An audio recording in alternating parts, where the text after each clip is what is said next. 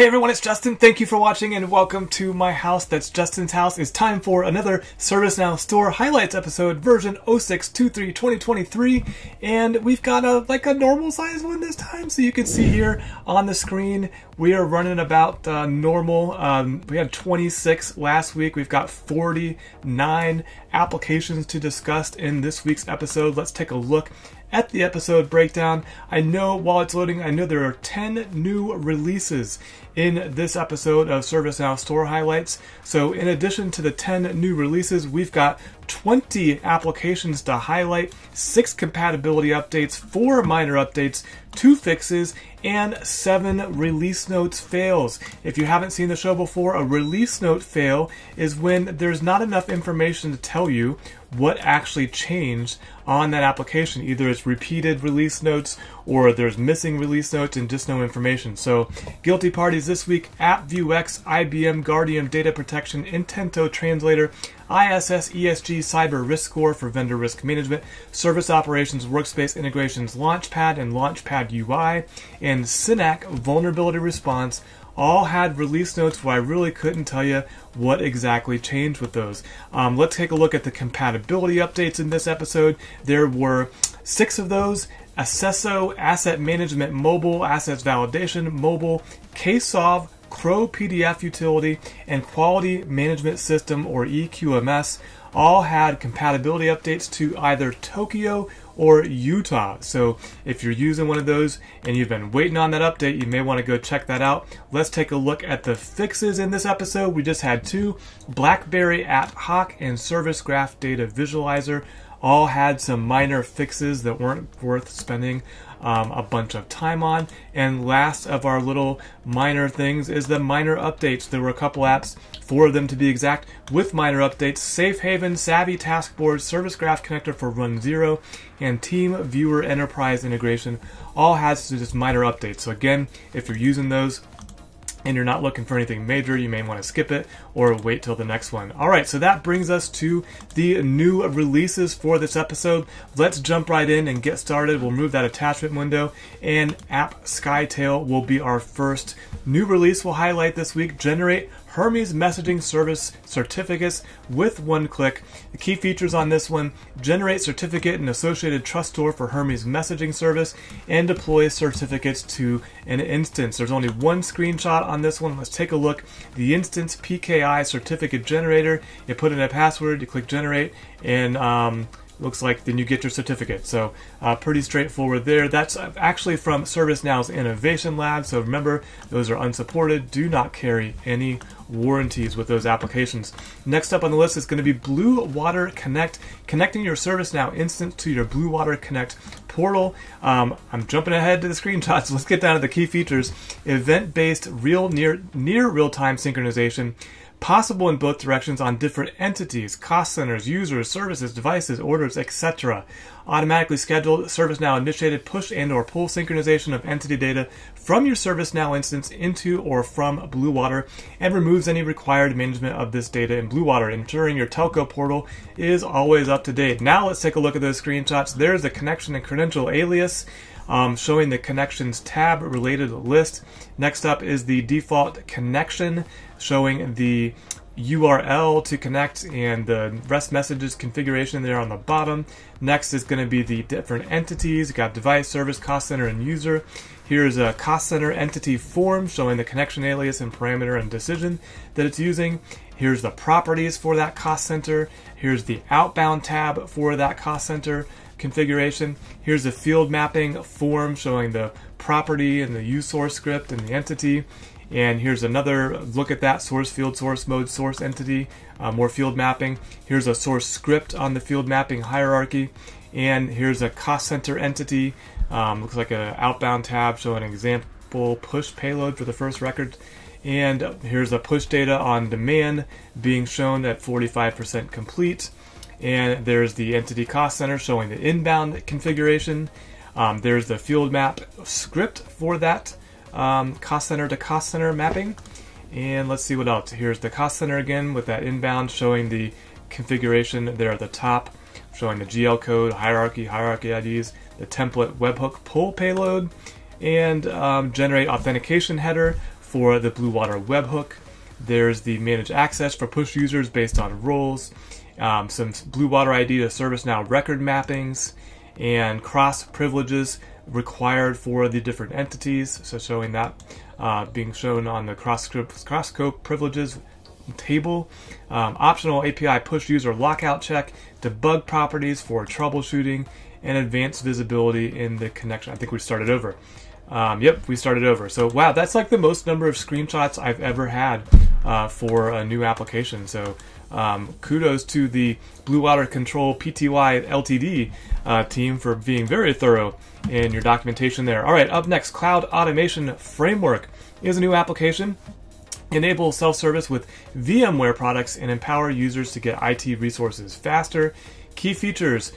Please contact us prior to installing. But look at this. We got a bunch of features in here. We'll just hit the highlights. CMDB data synchronization, CMDB, service catalog integration for VRA, change management, incident management, robust error handling there on the bottom. Let's scroll down and see what else is there, and support levels. So obviously a lot of features packed into this one. You may want to go take a look at this if you're a VMware customer and wanting to do this cloud automation framework. Let's look at the screenshots. We've got the service catalog showing automation services that are available. If you look there, day 2 operations, storage, snapshots, and networking, so rebooting a VM, powering on a VM, adding disk to a VM, typical stuff there when managing those. There's the dashboard for VRA admin. Here's the cloud automation reporting, showing API transactions and cloud requests. Here's the self-service catalog again, different view of the catalog.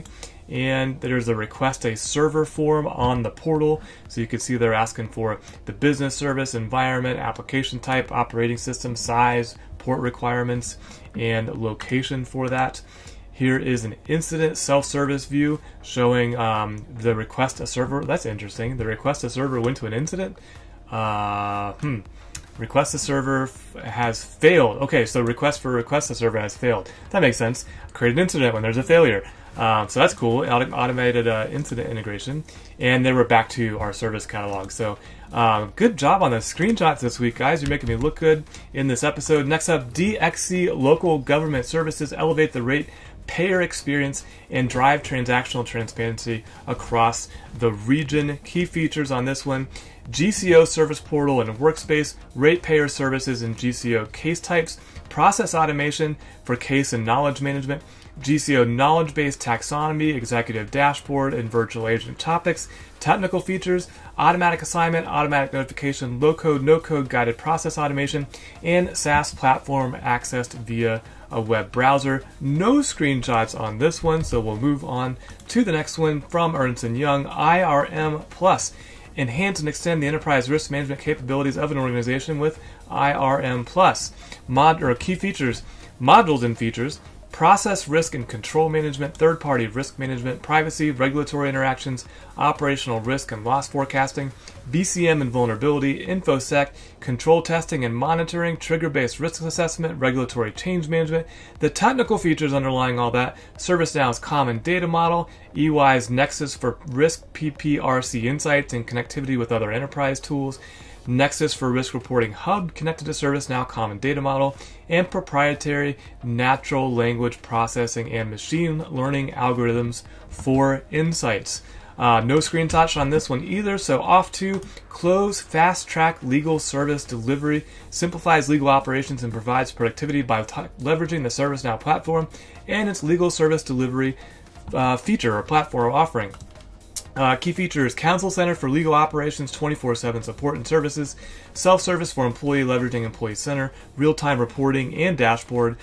Technical features: pre-built Employee Center design for legal and other departments, and pre-built third-party legal application integrations using Integration Hub spokes. No screenshots, just a video, so go check that out if you're interested. Next up, Nipper Enterprise CMDB. Integrate your ServiceNow CMDB with Nipper Enterprise for continuous configuration, drift monitoring with risk prioritized remediation. Key features here: integrate ServiceNow ServiceNow CMDB with Nipper Enterprise, sync your CMDB with Nipper Enterprise in a matter of minutes, track configuration file changes and report them to the Nipper Enterprise on regular levels, sort your CMDB into logical groups by adding labels to configuration items, and send configuration item information to Nipper Enterprise for security audits. We do have some screenshots on this one. So there is a list of CI labels you'd use to label your configuration items. There's the CI to CI label caches, configuration item changes. Here's the general settings for the CI configuration, storage. There's a Nipper Enterprise CMDB connector Titania showcase environment, basically configuring the integration, looks like there. Here is a attack service management assurance showing the MITRE attack framework navigator for their stuff that they're managing. That's pretty cool. So there's something similar like this in the security incident response application in ServiceNow. Here is the MITRE attack analysis, adversary in the middle. And then there is that video. So if you're interested in this one, definitely go check out that video or the store application. Up next, Status Check is a new application that is efficiency made easy. Application which helps employers and contractors to track open ticket records and their updates on a weekly basis and provide ability to export the report into a Word document. I'm puzzled by this one. Let's take a look. Status Check has an assignment group, report layout, and report generated on. Weekly status report, IT help desk, network. Okay. So I think I'm understanding. I'll zoom in on post because this is really tiny print. It's showing for the assignment group, IT help desk, open incidents and the weekly updates for those incidents. For the network team, open changes and incidents and weekly updates for those open ones. So it's almost like a status check, which is the name of the application. Here's a weekly status report, collated updates in a tabular view, and then back to that configuration screen. So that's what's new from Jade Global Inc. Up next on our list of new releases, Tech.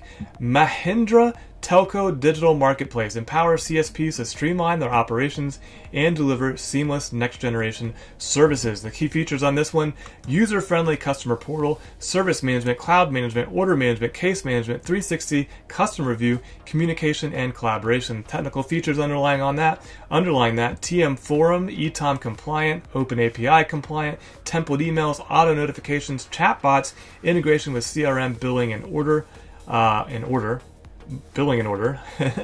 Microsoft Azure Platform Management. No screenshots on this one, so off to our last one. Veracity Grievances and Appeals is a new app that automates the capture, management, tracking, and reporting of member and provider grievances and appeals, leading to improved member and employee satisfaction, reduced audit risks and costs, and better visibility and transparency. So key features on this one is going to be a common dashboard for customer service agents, audit-ready member data, easy to train and upskill your employees. Technical features, it's using playbooks, HCLS-SM and member data, and key workflow for all situations in the G&A process. And that is the last of our new applications. And that brings us to our highlights for this episode. Let's go ahead and check that box and get started on that. First on our list is going to be AD Manager Plus from Manage Engine. Got updated to version 2.0.2, and in this version, what's new is the option to customize the user creation form, security enhancement, support for new AD management actions, modify manager and department attributes. So that's what's new in version 2.0.2. Up next on the list is going to be Amaze by Intellective. Got updated to version 3.0.1, and in this one, there are several enhancements. There's AI authoring to enable users to generate complete knowledge articles, including text and images. That's interesting. That's one of the first things I did with Open API on the channel here. Asset Manager introduces optional access to free image libraries, Pexels, and Unsplash, and the ability to hot link an image while continuing to support image attachments. The accordion component has been refactored, no longer necessary to whitelist custom attributes, and new components for a background image, and some bug fixes, embedding knowledge blocks in the rich text editor.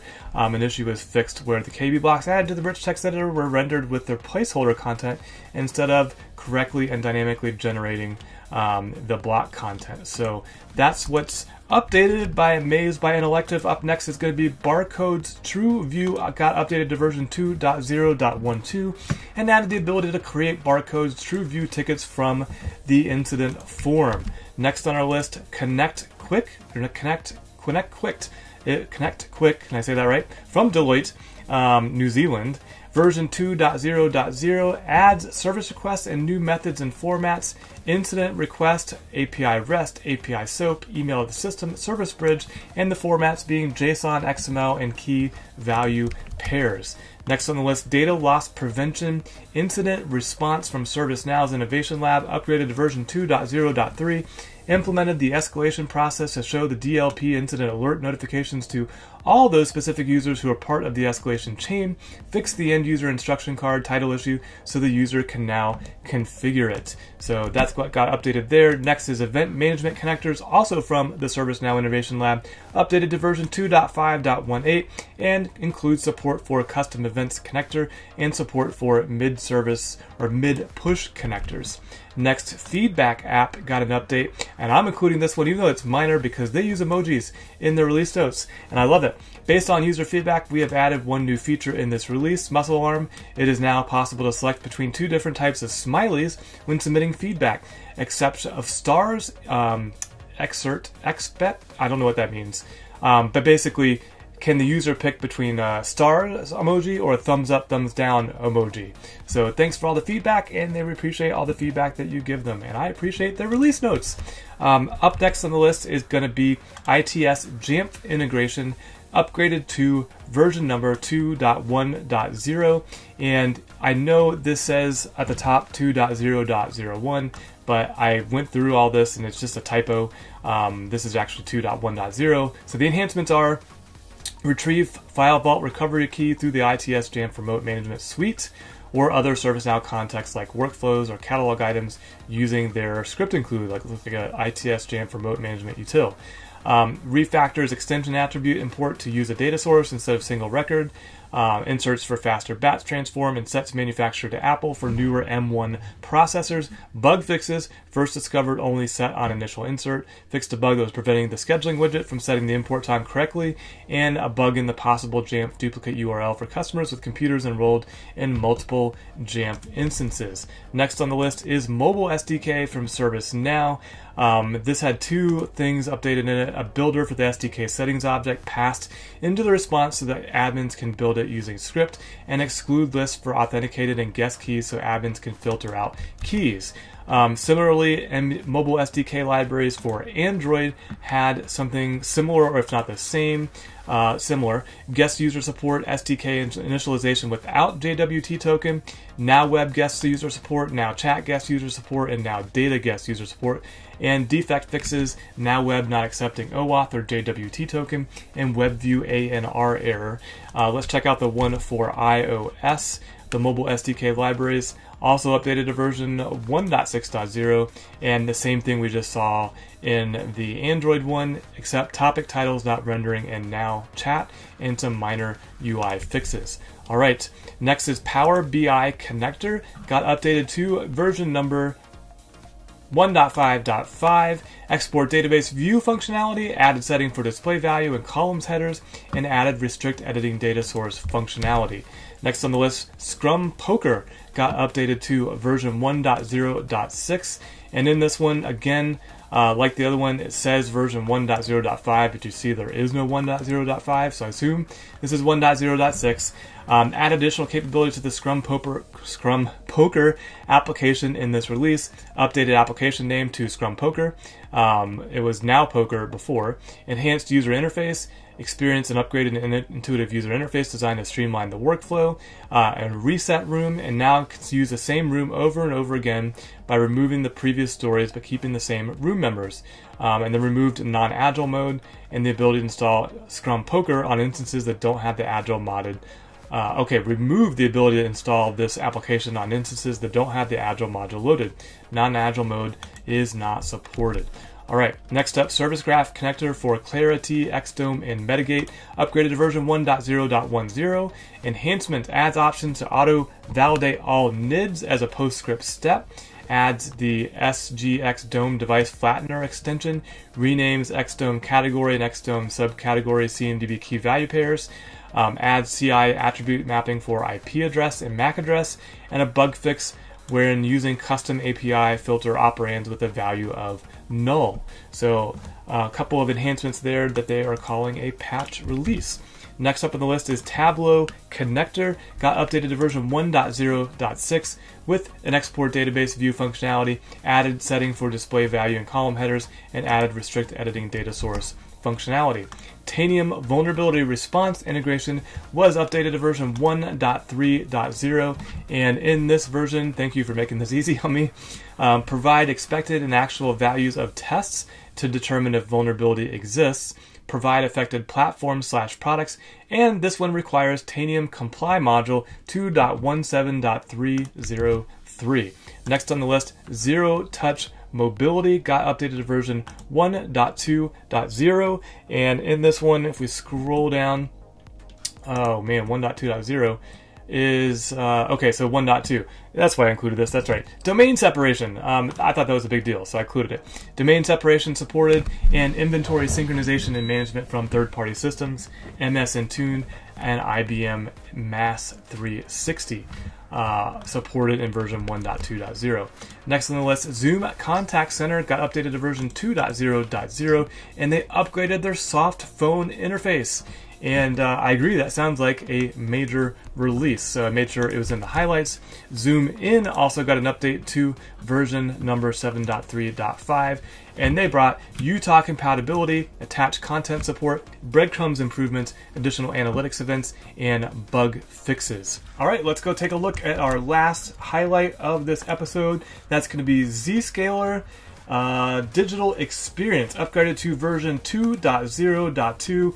Contains a mechanism for mapping ZDX alert types to ServiceNow's incident, I believe that meant to say, categories and subcategories. So that is the last highlight of this episode. Let's just do a quick recap. We had 10 new releases, 20 highlights, 6 compatibility updates, 4 minor updates, 2 fixes, and 7 release notes fails in this episode of ServiceNow Store Highlights. I hope you found this video helpful. If you did, please like, please subscribe, or share it with somebody who you think might be interested in what got updated in the ServiceNow Store. And until next time, don't forget to always be learning.